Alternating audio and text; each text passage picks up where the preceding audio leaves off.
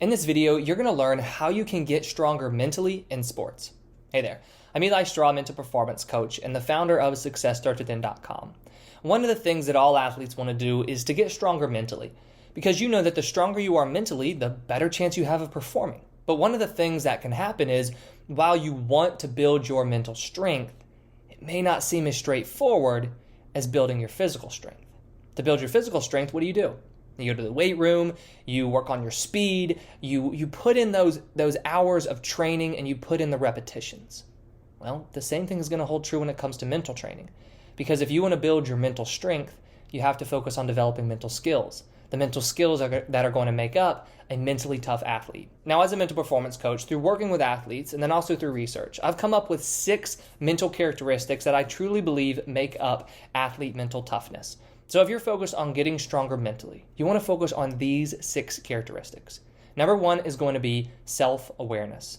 This means the ability to understand yourself, the ability to understand your thoughts, your feelings, how your thoughts are driving your feelings.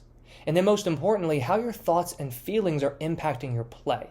So if you're thinking confidently, how does that make you play? If you're doubting yourself, if you're thinking anxious thoughts, how does that impact your play?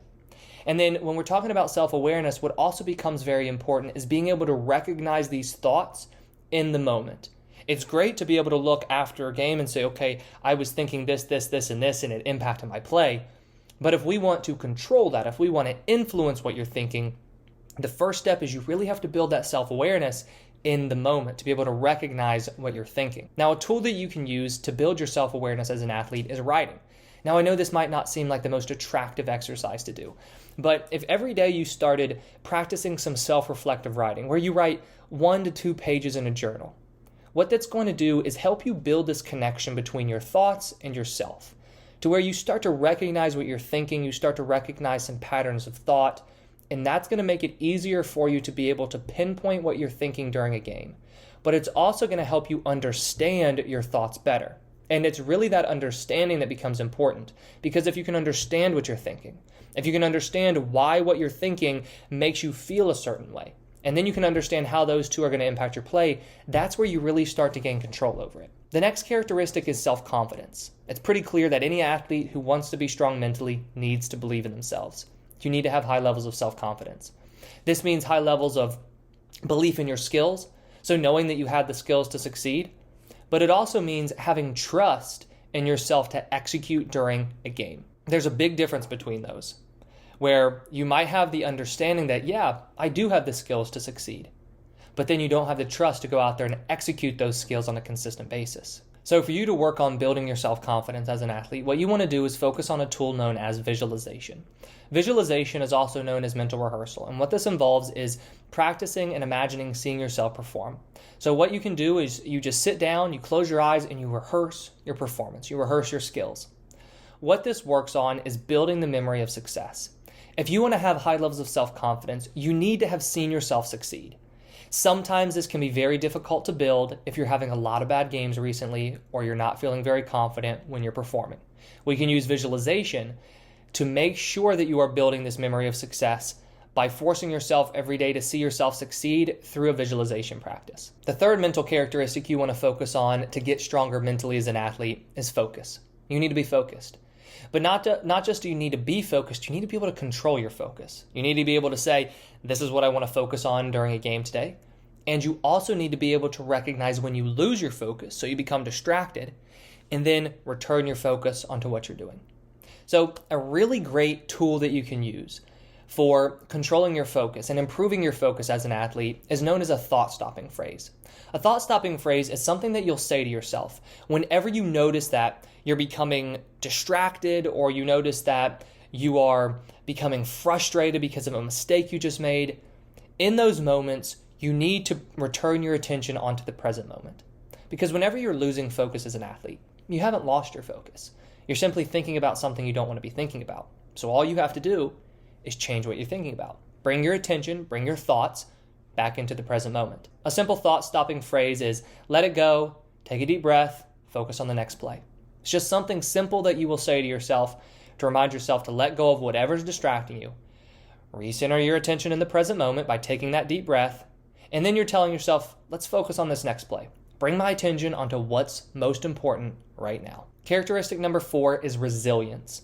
Resilience means the ability to bounce back from failure, to be able to face adversities and challenges as an athlete, rise above them, move forward, and keep having confidence and belief in yourself when you do. Now, resilience is not always the easiest thing to develop, but one way that you can build resilience in terms of controlling this, right? Because you're going to build resilience as an athlete if you just keep on pushing through setbacks that you're faced with. But if you want to make sure that you can work on resilience and not wait for external setbacks to happen, what you can do is set small challenges for yourself. This can be challenges that you set in the weight room, challenges you set during practice in your sport, challenges you set for the game, and also just challenges you set in other areas of your life. But by setting small challenges for yourself, what you're going to do is kind of create that resistance for yourself and force yourself to push through, which is going to build that resilience. Characteristic number 5 is a strong self-image.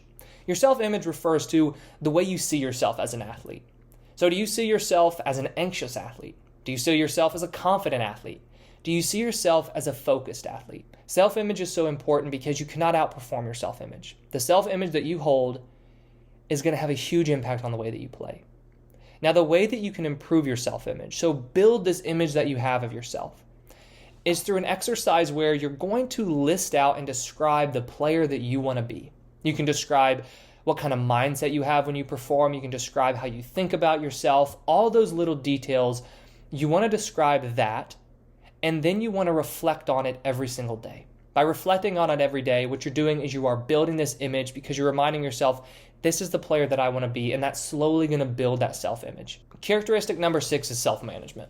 So we started with self-awareness, we're going to end with self-management because before you understand yourself, it's very difficult to control yourself. But the last characteristic that you want to focus on to get stronger mentally is to build the ability to control yourself, control your thoughts, control your feelings, and control your actions. If you can control your thoughts, the rest of it's really going to fall into place. Because whenever we're looking at, any kind of mental block, whether it's the fear of failure, whether it's performance anxiety, poor focus, we can kind of always come back to your thinking. It's your thinking in those moments that's really driving all of these mental blocks. So what you want to first focus on is controlling your thoughts and controlling the way you're thinking and also the relationship you have with your thoughts. So are you becoming attached to every single thought you have and going down that rabbit hole with it, or are you able to recognize your thoughts and then change what you're thinking? So a really great exercise that you can use to build this self-management and specifically build this ability to recognize your thoughts and not become too attached to them is mindfulness meditation. Mindfulness meditation involves sitting down, closing your eyes, and really focusing on your breath. And when you notice that you are starting to think about something, you just bring your attention back onto your breathing. And so what this does is it helps you begin to observe your thinking rather than becoming attached to your thinking. And if you can observe the thoughts that you have, then you can start to understand them, and then you can really start to control them. So those are the 6 characteristics that make up a mentally strong athlete. And each one of those characteristics comes with a tool that you can use to begin working on building it.